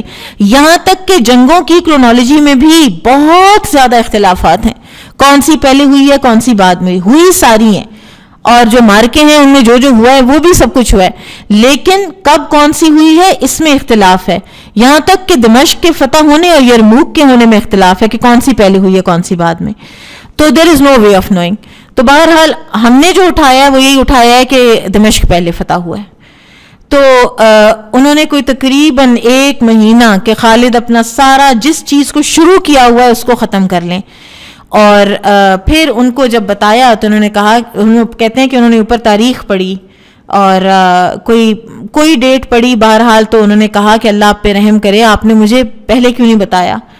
تو اب بات یہ ہے کہ صحابہ چاہے وہ مدینہ میں تھے جو سویلین اس وقت تھے اور چاہے جو میدان جنگ میں تھے، سب کے سب بالکل خاموش تھے، لیکن سب کو ایک شوق لگا، ایک صدمہ لگا، ایک دھچکا لگا خالد رضی اللہ عنہ کی معزولی کا.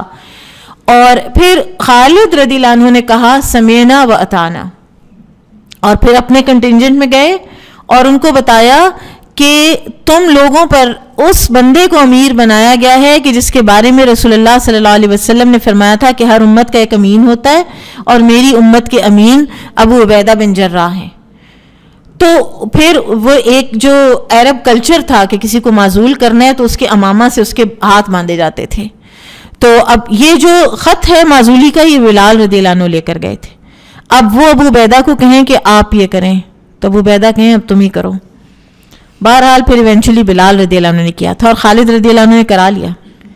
پھر وہ ان کو لے کر مدینہ آئے اور مدینہ آ کے تو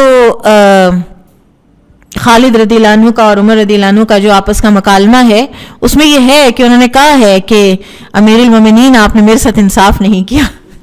تو انہوں نے کہا کہ خالد تم مجھے ابھی بھی بہت محبوب ہو اور میرے نزدیک بہت کریم ہو، لیکن تمہارا جو یہ مال خرچ کرنے والا معاملہ ہے نا، اب مال خرچ کرنے والا معاملہ کیا تھا؟ وہ یہ تھا کہ بہت ہیوی مال غنیمت ملا کرتا تھا. 5واں حصہ بھیج دیتے تھے مدینہ میں، باقی حصہ فوج میں تقسیم کرتے. پھر جو اپنا حصہ تھا نا اس میں سے بھی کسی سپاہی کو انعام دے رہے ہیں، کسی کو کچھ دے رہے ہیں. اور پھر ایک وہ جو مین چیز جو ان کے لیے بنی ہے وہ بنی ہے کہ وہ ایک شخص تھا اشعث بن قیس جس نے کوئی قصیدہ کہا تھا ان کے لیے اور اس کو انہوں نے 10,000 درہم دے دیے.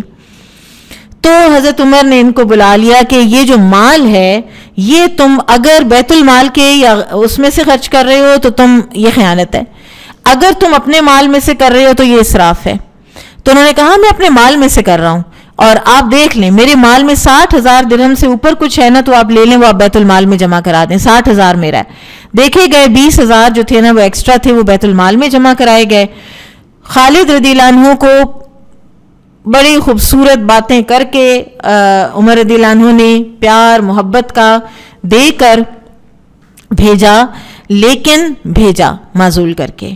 اور یہاں پر پھر خالد رضی اللہ عنہ کے اخلاص کا پتہ چلتا ہے کہ وہ کہتے ہیں نا مومن ہے تو بے تیغ بھی لڑتا ہے سپاہی، کہ انہوں نے پھر کسی قسم کی نہیں ریٹیلیشن کی. ان کی زبان کا آپ یقین کریں، چھان ماریں آپ تاریخ کی کتاب، آپ کو ایک لفظ بھی مل جائے نیگیٹو کہ میرے ساتھ کیا ہوا ہے یا میرے ساتھ غلط ہوا ہے یا میرے ساتھ زیادتی ہوئی ہے. ڈاؤن دا لائن اگر آپ کمپیریزن کریں کہ علی رضی اللہ عنہ نے تقریباً 15-16 سال بعد خلیفہ بنتے ہی معاویہ رضی اللہ عنہ کو معزول کیا ہے. معاویہ رضی اللہ عنہ ڈٹ گئے، انہوں نے نہیں مانی معزولی، اور اس کا نتیجہ کیا نکلا؟ اس کے نتیجے میں جنگ صفین ہوئی اور اتنے صحابہ شہید ہوئے. سو اس ساری چیز سے ہم ہمیشہ یہ دیکھتے ہیں کہ ہمیں بس دکھ ہو گیا خالد رضی اللہ عنہ کے معزول ہونے کا. یہ اللہ تعالیٰ کی طرف سے تھا، یہ ہونا تھا اور یہ ہوا. ہم کبھی اس پر سوچیں نا کہ اس میں سے خیر کیا کیا نکلی. کوئی بندہ کسی بھی چھوٹے سے چھوٹے ادارے کا ہو، بڑی سے بڑی کسی جگہ کا ہو، یہ ساری جو چیز ہے نا یہ آپ کو دیتی ہے ایک لایہ عمل اور ایک آپ کو اخلاق کی. اور اس وقت وہ جو عراق والا ان کا کنٹینجنٹ تھا نا وہ ان کے اوپر جان نثار کرنے کو تیار تھا. ان کی ایک آنکھ کے اشارے پر سول وار ہو جانی تھی، انہوں نے نہیں کی. اور یہ میں نے کہیں سنا تھا، میں نے کسی کتاب میں ویسے نہیں پڑھا، کہ کسی نے ان کو کہا تھا آ کر، تو انہوں نے کہا تھا کہ میں عمر کے لیے نہیں عمر کے رب کے لیے لڑ رہا تھا. تو وہ پھر ایسے بھی لڑے ہیں. پھر یرموک ہوئی اور یرموک میں پھر یہ تھے عام سپاہی، لیکن ابو عبیدہ بن جراح رضی اللہ عنہ جو ہیں وہ بہت ہی ایک دانا، حکیم، نرم مزاج، سہل پسند انسان تھے. اور ان کو یہ بھی پتا تھا کہ جو خالد کا ایک ملٹری ایکیومین ہے وہ میرا نہیں ہے، تو وہ خالد کو اپنے خیمے میں ہی رکھتے تھے. اور یرموک سارے کا سارا جو ہے نا یرموک کی پلیسمنٹ اور اس کی ہر چیز جو ہے وہ خالد رضی اللہ تعالیٰ عنہ کی ہوئی ہے. اور وہ فتح جو ہے وہ اس کا وہ 6 دن کی تھی جنگ.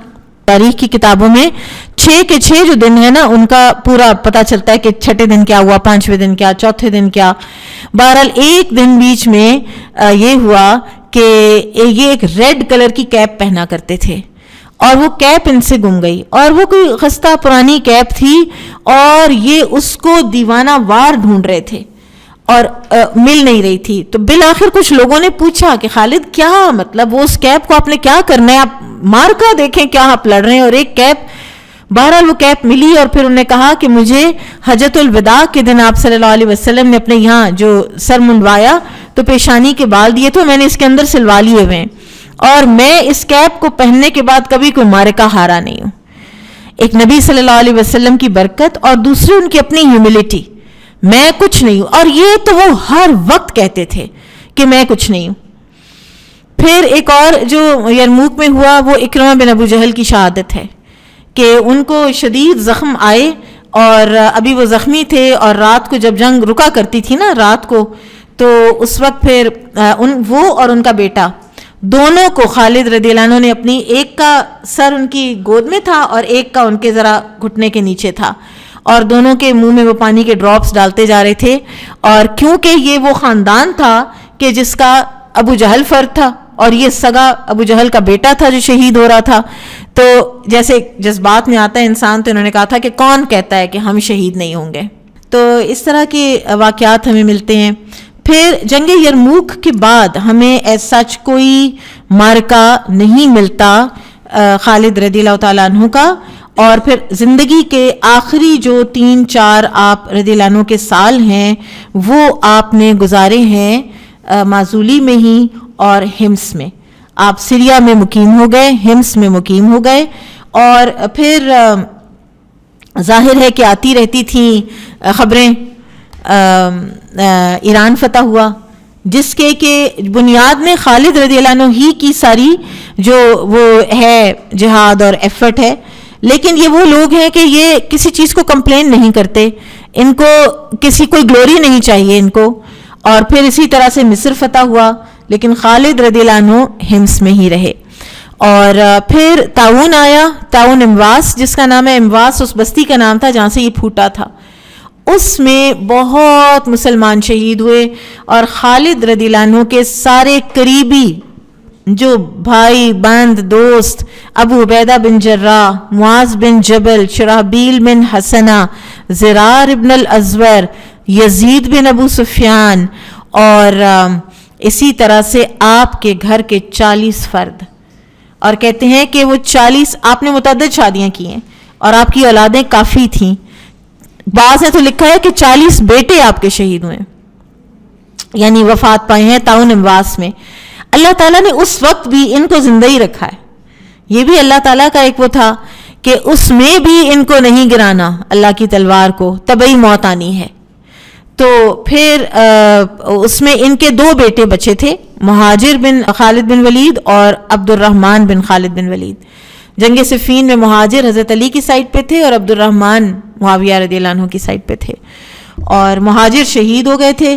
اور عبد الرحمن بن خالد بن ولید کے بارے میں کہتے ہیں کہ وہ بھی اپنے والد کی طرح جری, بہادر, سخی, اور معاویہ رضی اللہ عنہ کے دور حکومت میں خوارج کا بڑا کوئی اگر جیسے کوئی ٹیڑھی انگلیوں والا ہوتا تھا نا نکالنے کے لیے گھی, تو وہ انہی کے حوالے کیا جاتا تھا, عبد الرحمن کے حوالے, اور کہا کرتے تھے میں سیف اللہ کا بیٹا ہوں. بہرحال ان کے بارے میں آتا ہے کہ ان کو بھی بعض ازاں پوائزن کیا گیا تھا. خالد بن ولید رضی اللہ عنہ کی نسل نہیں کوئی بھی چلی, ان بیٹوں کے بعد کوئی ان کا نظر نہیں آتا کہ کوئی ان کی لینیج یا کوئی کہے کہ ہم خالد بن ولید کی اولاد میں سے ہیں. یہ بھی کوئی اللہ تعالیٰ کا ہی ایک معاملہ ہے. تو پھر جب ان کا وقت وفات تھا تو اس وقت یہ روتے تھے اور یہ کہتے تھے کہ ایک کوئی پرانا دوست پوچھنے آیا تو اس کو کہتے ہیں کہ ذرا میرے جسم پر سے یہ کپڑا اٹھا کے دیکھو, کوئی جگہ یا تیر یا نیزہ یا تلوار نہ لگی ہو تو مجھے بتاؤ. اور میں اونٹوں کی طرح بستر پہ میں مر رہا ہوں. تو انہوں نے کہا تھا کہ خالد آپ شہید ہو ہی نہیں سکتے تھے, آپ اللہ کی تلوار ہیں, اللہ نے آپ کو انشید کیا تھا, اللہ نہیں آپ کو نیام میں ڈالنا ہے واپس, آپ میدان جنگ میں ٹوٹ نہیں سکتے تھے, ورنہ یہ کیا بات ہوئی کہ اللہ کی تلوار اور میدان جنگ میں ٹوٹ گئی. تو اس بات پہ کہتے ہیں کہ ان کو کچھ ذرا تشفی ہوئی. وفات سے پہلے ان کا ویسے بھی یہ تھا کہ اپنا سارا مال اللہ کی راہ میں وقف, کیونکہ ایک صحیح بخاری میں حدیث ہمیں ملتی ہے نا کہ وہ جو 3 لوگ جنہوں نے زکوٰۃ دینے سے انکار کیا تو آپ صلی اللہ علیہ وسلم کو آ کر بتایا گیا, تو ان میں سے ایک خالد بھی تھے. آپ صلی اللہ علیہ وسلم نے فرمایا کہ تم لوگ خالد پر ظلم کرتے ہو. خالد نے تو اپنا سارا یہ جو جہاد کا مال ہے, زریں, تلواریں, گھوڑے, ہر چیز انہوں نے راہ خدا میں اللہ کی راہ میں وقف کی ہوئی ہیں, تو اس لیے اس کا وقف کا تو زکوٰۃ نہیں ہوتی. تو اسی طرح سے وفات کے وقت بھی انہوں نے اپنا سارا مال جو ہے, جو کچھ بھی تھا, اور وہ تھوڑا سا تھا, ایک گھوڑا اور اسی طرح سے کچھ چیزیں 1-2 تھیں, تو وہ دے کر تو انہوں نے وصیت کر دی ہوئی تھی. ایک گھر تھا وہی جو حارثہ بن نعمان والا مدینہ میں, سب انہوں نے کہا تھا کہ عمر بن خطاب کو میری وصیت ہے کہ وہ ان کے بارے میں کریں جو کچھ کریں. آخر عمر میں فرمایا کرتے تھے کہ شروع میں مجھے ہوتا تھا کہ عمر میرے ساتھ ایسا کیوں کرتے ہیں, لیکن پھر جب میں نے دیکھا کہ عمر تو میرے سے بڑے بڑے معزز صحابہ کے ساتھ بھی یہی کچھ کرتے ہیں, وہ تو شرکائے بدر کی ایسی یعنی کر لیتے ہیں ان کے ساتھ. سعد بن ابی وقاص رضی اللہ عنہ کے جو ان کو پتا چلا تھا کہ ایران فتح ہونے کے بعد گھر کے باہر ڈیوڑی بنائی ہے یا کوئی دربان رکھا ہے, تو یہاں سے بندہ بھیجا تھا کہ جا کے ڈیوڑی کو آگ لگا کے آؤ. ایاز بن غنم جو وہ بھی سپہ سالار ہیں اور خالد بن ولید رضی اللہ عنہ کے ساتھ انہوں نے بھی یہ ساری جنگیں لڑی ہیں, ان کا جب پتہ چلا کہ ذرا سا وہ بھی کوئی دنیا کی طرف مائل ہو رہے ہیں تو ان کو بلا کے جنگل میں بھیج دیا کہ جاؤ نا ذرا کچھ عرصہ بکریاں چرا کے آؤ. تو یہ تو وہ کرتے تھے. تو کہتے ہیں کہ میرے دل سے پھر نکل گیا, اور پھر فرماتے تھے کہ اللہ تعالیٰ کی تعریف ہے, تعریف اس ہستی کی کہ جس نے میرے دل میں رسول اللہ صلی اللہ علیہ وسلم اور ابو بکر کی محبت ڈالی, اور تعریف اس ہستی کی کہ جس نے میرے دل میں بائی فورس عمر کی محبت بھی ڈالی.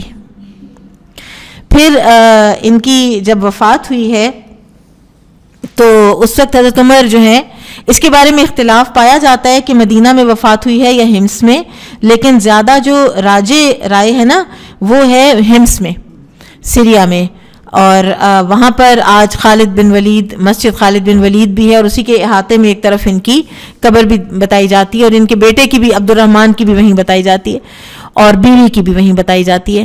حضرت عمر نے حج کے زمانے میں وہاں پر کوئی لوگ تھے, کوئی شام سے آئے ہوئے, تو ان کو پوچھا کہ تم لوگ کدھر کے ہو, تو انہوں نے کہا ہم شام سے آئے ہیں. تو انہوں نے کہا اچھا شام کی کوئی خبر سناؤ. انہوں نے کہا جس دن ہم شام سے روانہ ہو رہے تھے اس دن خالد بن ولید کا انتقال ہوا ہے. تو حضرت عمر رضی اللہ عنہ بہت روئے اور بار بار انا للہ و انا الیہ راجعون پڑھا, اور اس طرح کی بہت سی ان کے لیے دعائیہ کلمات کہے. تو ان کے پاس طلحہ بن عبید اللہ رضی اللہ عنہ تھے, تو انہوں نے کہا کہ امیر المومنین آپ کا اور خالد کا معاملہ یہ ہے کہ وہ جو شاعر نے کہا ہے نا کہ میری زندگی میں تو تم نے میرا زاد راہ نہ دیا, اور اب میرے مرنے پر تم مجھے یاد کرتے ہو اور تم مجھے روتے ہو. تو انہوں نے کہا کہ میں نے خالد کو کسی بددیانتی یا کسی خیانت کے ڈر سے میں نے اس کو معزول نہیں کیا. ان کی جو طریقہ کار تھا اس میں 2-3 چیزیں تھیں کہ جو حضرت عمر اس سے اگری نہیں کرتے تھے, اور حضرت عمر حضرت عمر, مطلب ہم یہ نہیں کہہ سکتے کہ کسی عام بندے نے ان کو معزول کیا ہے, اور ہم یہ بھی نہیں کہہ سکتے کہ انہوں نے کوئی عام بندہ ان کی جگہ پہ لگایا ہے.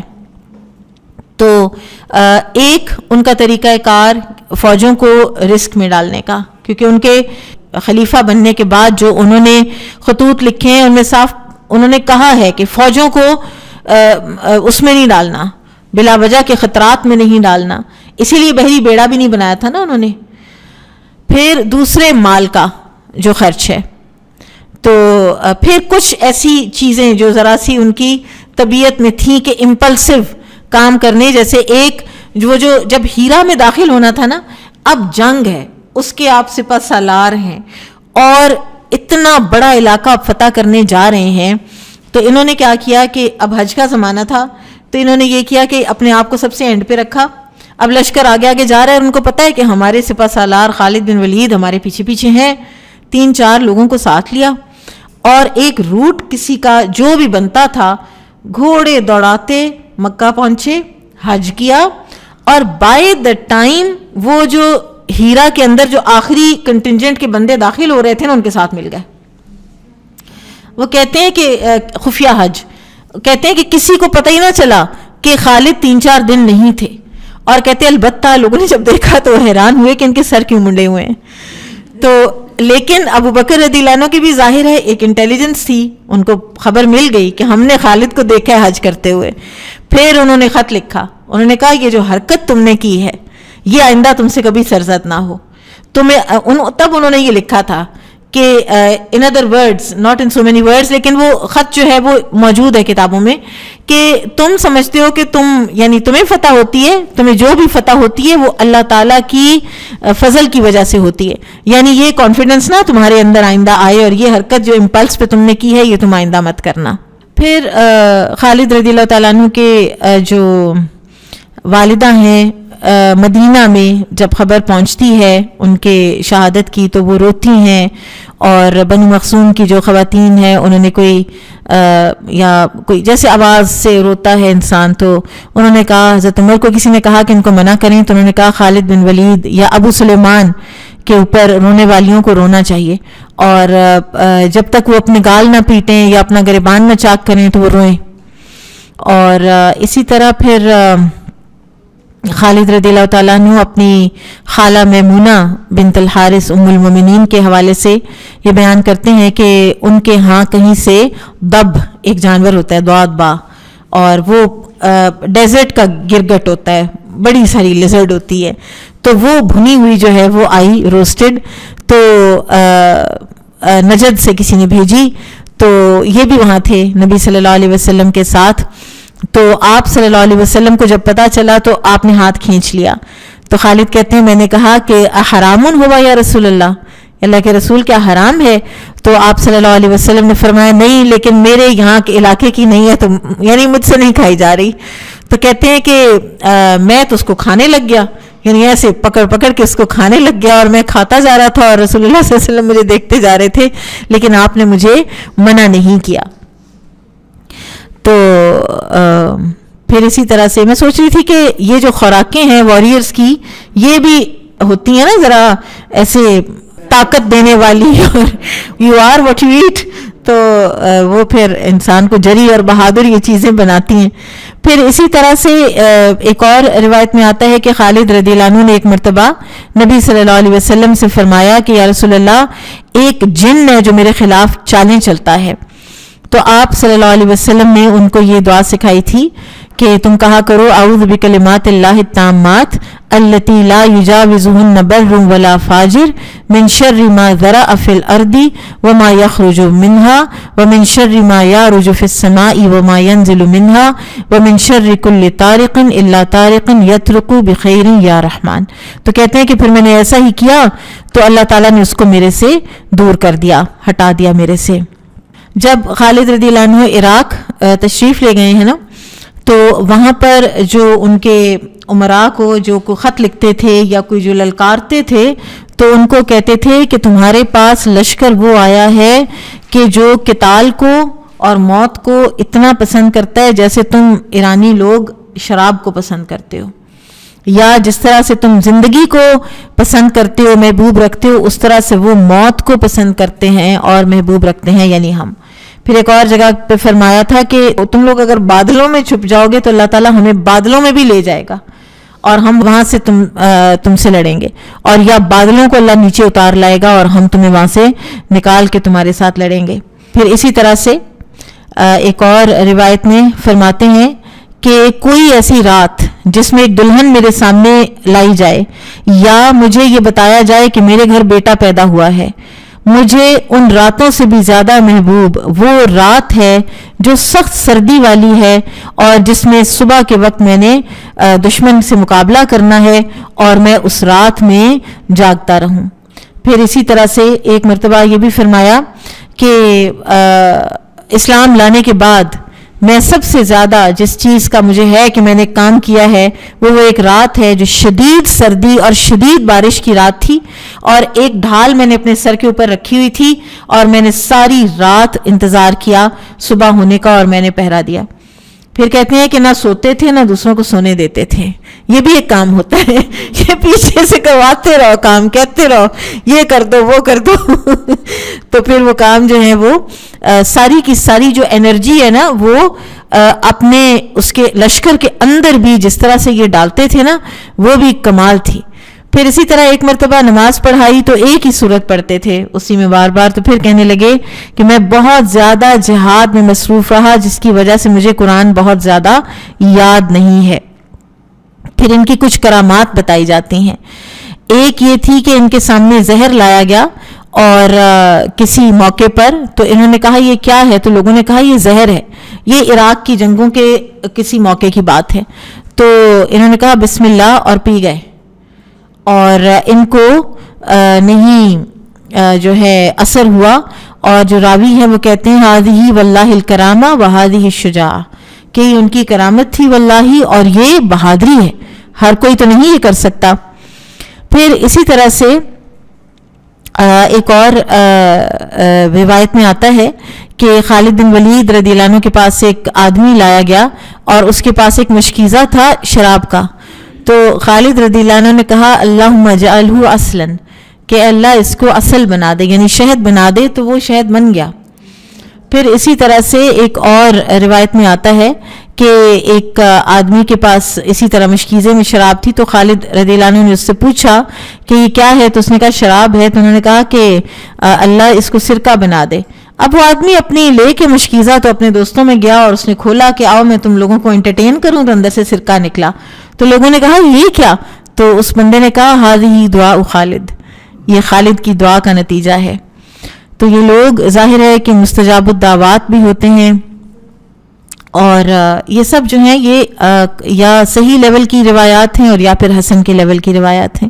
نظر بہت تیز تھی, بہت دور سے دیکھ لیتے تھے. پھر خالد بن ولید رضی اللہ عنہ اور عمر رضی اللہ تعالیٰ عنہ دونوں بہت مشابہ تھے, فزیکلی مشابہت بہت زیادہ تھی.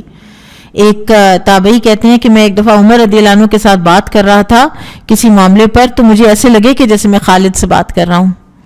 کزنز بھی تھے نا, تو فزیکل مشابہت بھی بہت زیادہ تھی. اور پھر ایک واقعہ جو ہوا ہے بیت المقدس کی فتح کے موقع پر, اس وقت اب خالد رضی اللہ عنہ, ابو عبیدہ بن جراح اور دیگر یزید بن ابی سفیان اور یہ سارے جو سپہ سالار ہیں یہ وہاں موجود تھے.